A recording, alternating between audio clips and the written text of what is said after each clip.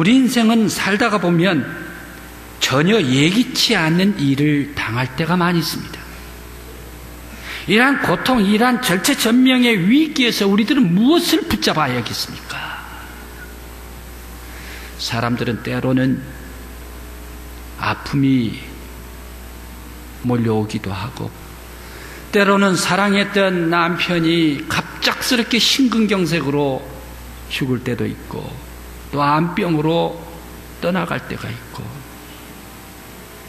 누가 이번에 단원고의 학생들 그 저녁에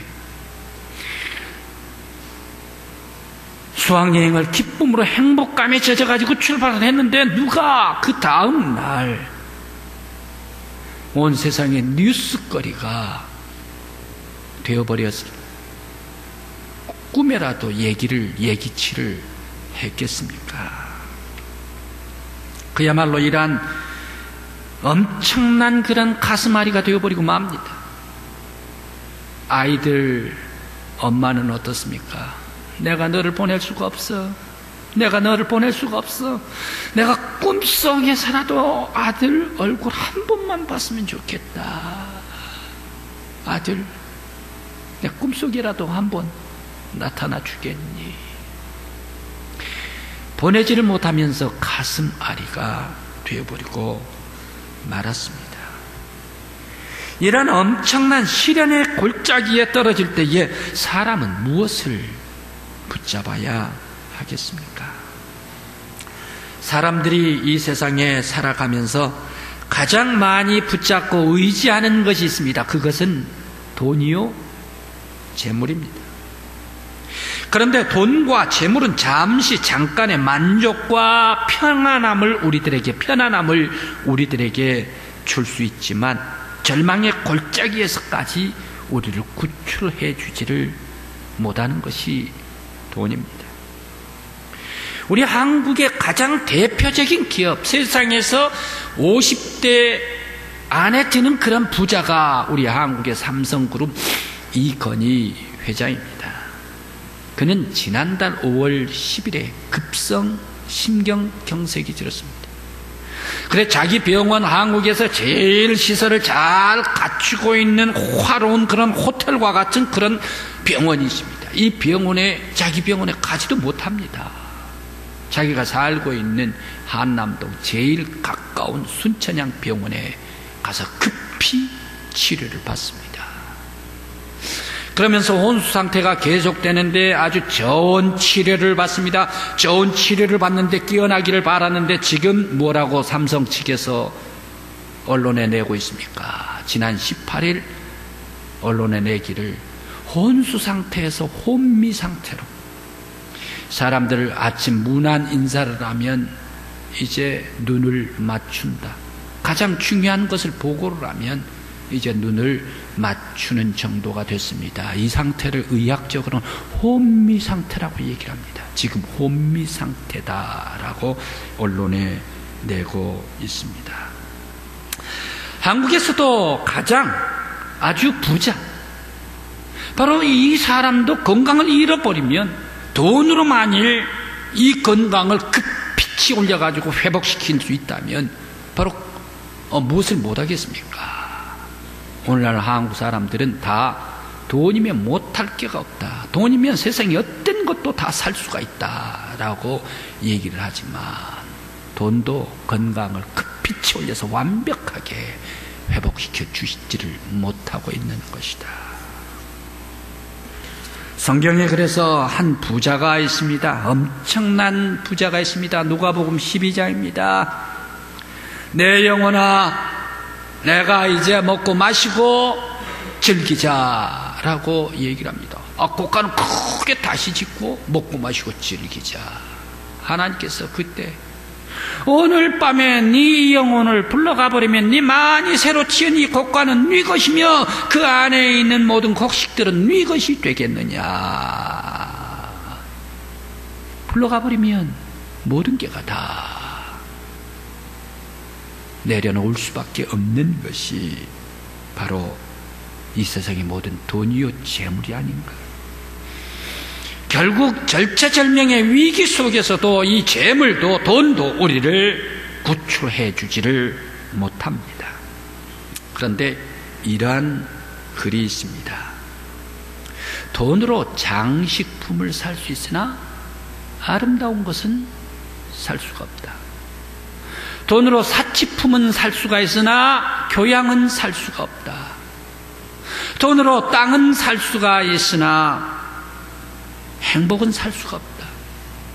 돈으로 집은 살 수가 있으나 가족은 살 수가 없다. 돈으로 침대는 살 수가 있으나 잠은 살 수가 없다. 돈으로 약은 살 수가 있으나 건강은 살 수가 없다. 사실 돈으로 모든 것을 다 할 수 있다고 생각했는데 돈으로 살 수 없는 것이 너무너무 많습니다. 그래서 돈과 재물은 위기가 올 때에 결코 우리가 붙잡아야 할, 맡겨야 할 것이 아니다. 사람들은 또 사랑 속에 목숨을 거는 사람, 사랑을 꽉 붙잡는 사람들도 많이 있습니다. 과연 이 사랑도 우리가 계곡으로 추락할 때에 우리가 붙잡을 수 있는 것일까요? 우리 교회의 한 모 장로님께서 이렇게 간증을 하셨습니다. 그 간증을 했던 것을 제가 2번씩이나 들었습니다. 그 고향은 저 평남 태천이래요. 개천입니까? 물어봤더니 태천이래요. 아무튼 태천입니다. 이 태천에서 자기가 4살 때에 6.25 사변을 만났대요.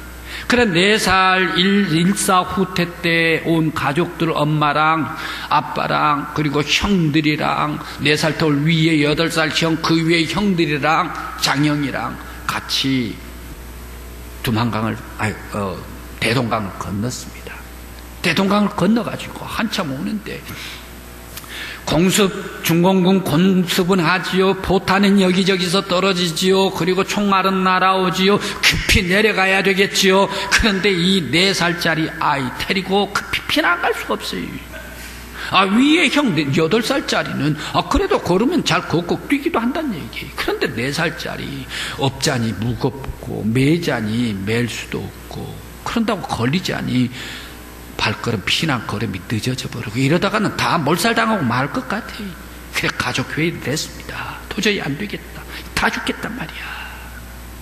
그래 엄마에게 결론을 내렸습니다. 이같이 결론을 내렸습니다. 아이의 엄마에게 아이를 달라. 그래서 거기에 나무가 있는데 그늘도 있고 큰 나무가 있는데 그 나무 밑둥치에다가 묶어버렸습니다. 다 묶어버리고 솜이불로 묶었습니다.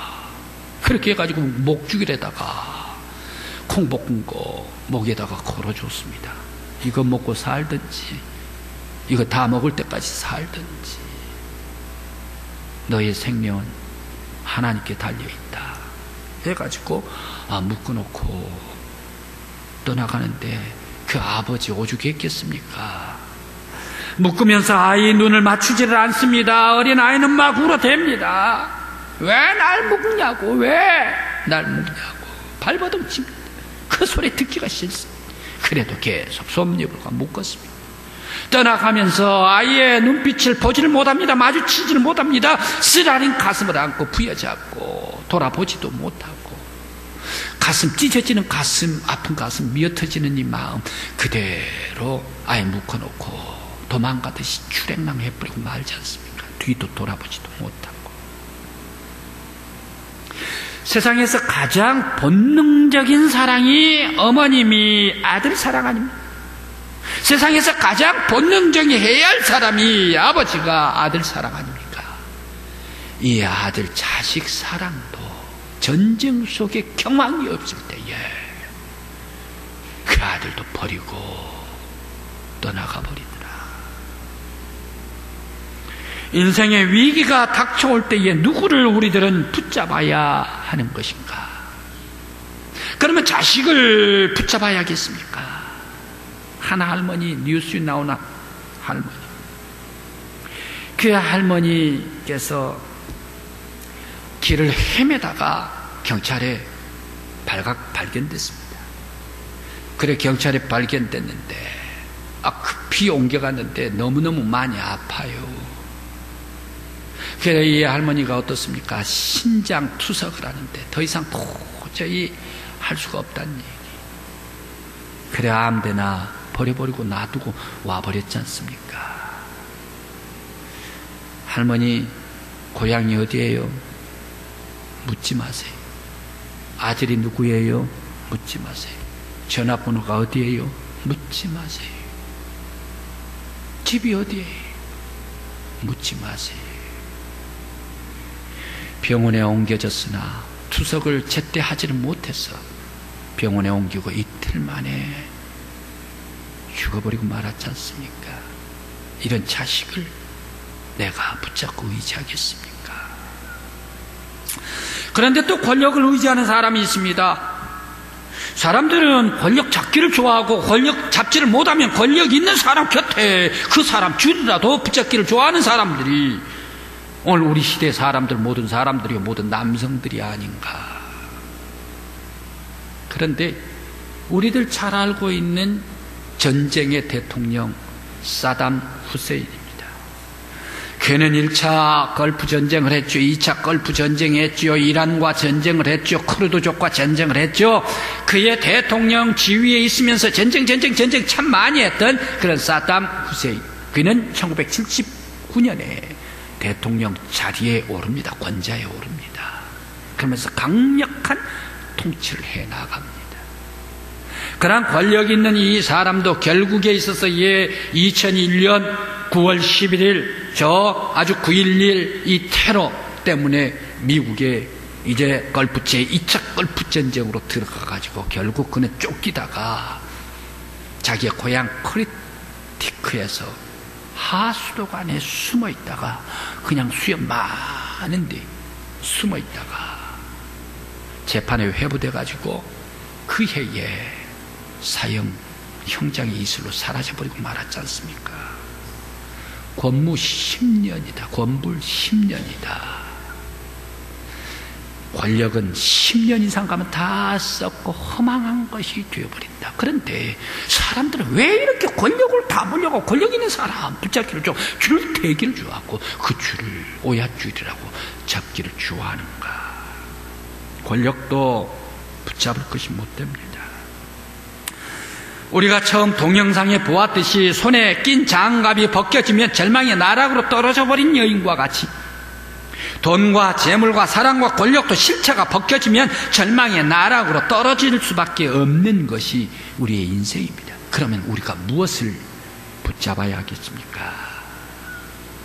오늘 성경 이사야 41장 10절 말씀에서 말씀을 주시고 있습니다. 두려워 말라, 내가 함께합니다.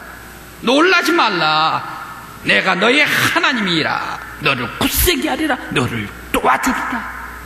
내가 의로운 오른손으로 너를 붙잡으리라. 또한 시편 37편에서 말씀을 주십니다.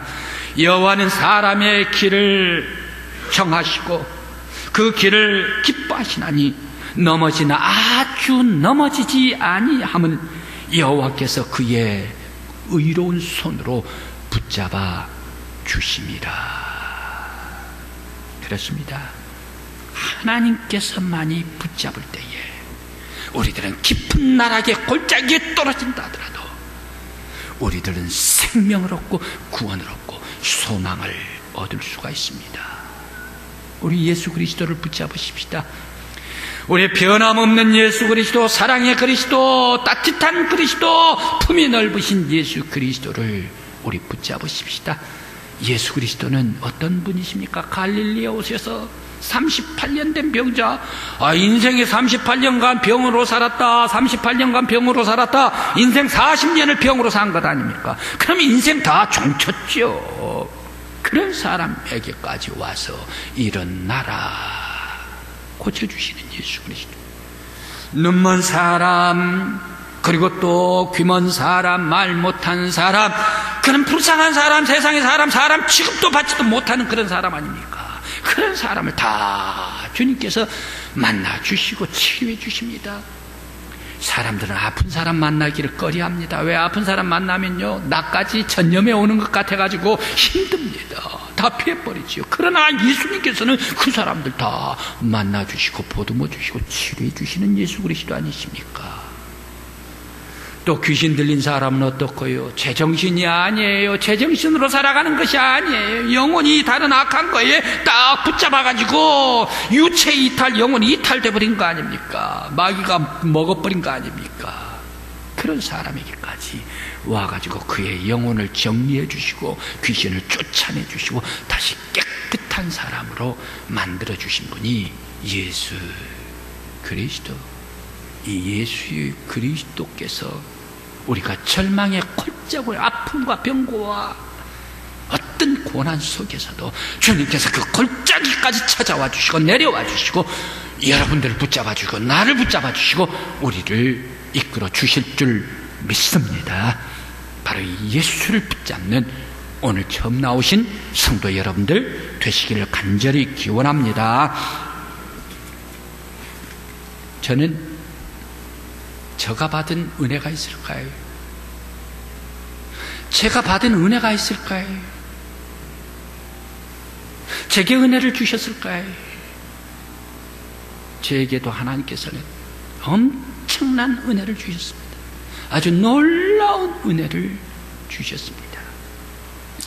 여러분들에게 말씀을 드리지를 않았습니다마는 오늘 여러분들에게 처음 말씀을 드립니다. 여러분도 제 설교를 잘 아시다시피 제 설교는 한국에서 실험해 본 적이 없는 내러티브 설교입니다. 이 내러티브 설교는 본문을 엄청나게 많이 읽고 또 읽어야 됩니다. 그래 그 본문을 다 가지고서 알고서 연구를 해 나갑니다. 그러면 힘을 쏟습니다. 정성을 쏟습니다. 열정을 다 쏟습니다. 에너지를 다 집중해 가지고 넣어야 됩니다. 기도합니다. 그러면서 거기에서 영감 받아야 합니다.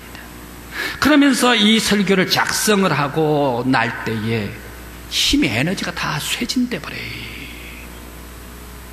그래서 그런지 귀에서 매미 소리가 들립니다. 지금도 매미 소리가 들립니다. 매미 소리뿐만 아니라 어떨 때는 쇠가 귀 속에서 쇠를 가는 소리가 들립니다. 이거 병명으로 얘기를 했더니 난청이랍니다. 저에게 난청이십니다. 그래서 1월 20일, 1월 30일경에 올해 저 논산 백제병원에 갔습니다. 논산 백제병원에 가서 MRI를 찍었습니다. 자기 공명의학 방법이란 얘기죠. MRI를 찍었는데 의사 선생님이 얘기를 합니다. 당신 선생님 청신경이 막혔습니다. 그래서 난청이 와 있습니다. 청신경이 막혔는데 들을 수가 없습니다. 그런데 선생님은 듣고 계십니다. 라고 얘기를 해요. 아니 막혔는데 왜 들어요? 어떻게 듣는답니까? 얘기를 했더니 이 청신경 세포가 막혔지만 그 주변에 다른 세포가 이 청신경을 대신하고 있기 때문에 활성화가 되어서 듣고 있다는 얘기. 그러면서 근본적으로 이러한 막힘이 오지 않은 것이 좋은데 막혔으나 오히려 더 잘 돼버리고 말았습니다. 라고 얘기를 하세요. 이 얘기를 들을 때에 저는 아무것도 몰랐지만 감사합니다. 하나님 너무너무 감사합니다. 주님 너무너무 감사합니다. 주님께서 나의 고통을 알아주셨습니까? 주님께서 나의 역경과 힘든 것 이곳까지 찾아와 주셨습니까? 나의 엄청난 그러한 아픔 속에 주님께서 버리지를 아니하시고 나를 골짜기까지 찾아와 주시고 나의 힘을 주시고 어깨를 만져주시고 세워주시고 높이 올려주시고 강건케 해주셨습니다. 하나님의 치유의 흔적을 내게 남겨주셨습니다. 감사합니다 하나님. 이제 내가 무엇이 두렵겠습니까? 하나님께서 나와 함께 해주고 예수 그리스도 안에 내가 있을 때에 무엇이 두렵겠습니까? 내가 주 안에 못할 것이 무엇이 있겠습니까? 주님, 하나님 사랑합니다. 주님 사랑합니다. 교회를 사랑합니다. 성도들을 사랑합니다. 또 내게 맡겨주신 바 사명을 다하겠습니다. 우리 지역사회에 예수를 알지 못하는 사람들, 그 사람도 가슴을 품고 사랑하겠습니다. 주님께 다시금 사명을 다졌습니다. 놀라운 은혜를 주셨습니다. 내가 고민하고 있을 때, 내가 머리가 아플 때, 내가 고통스러워할 때, 깊은 골짜기이 있을 때 주님께서 나를 버리지 아니하시고 찾아주시고 내 손을 붙잡아 주시고 건져주시고 하나님의 치료의 흔적, 놀라운 치료의 흔적을 남겨주셨습니다. 그 의사 선생님이 얘기를 해요. 덧붙여서 얘기를 해요.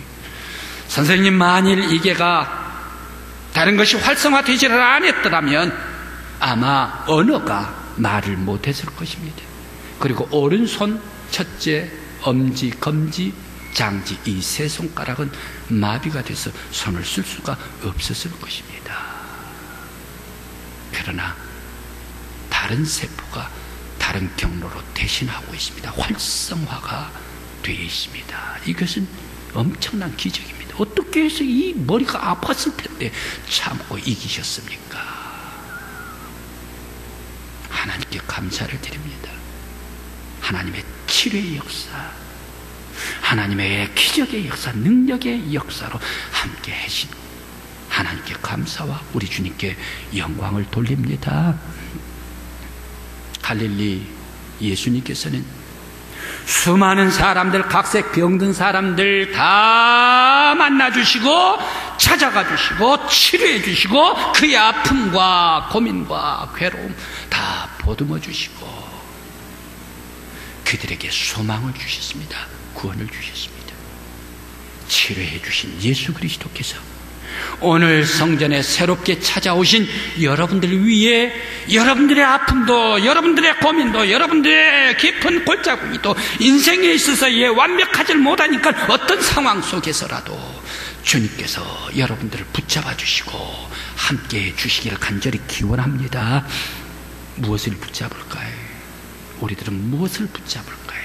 우리 인생에 누구를 붙잡을 때에 우리의 깊은 골짜기에서 생명을 얻을 수가 있겠습니까? 예수 기도드리십시다.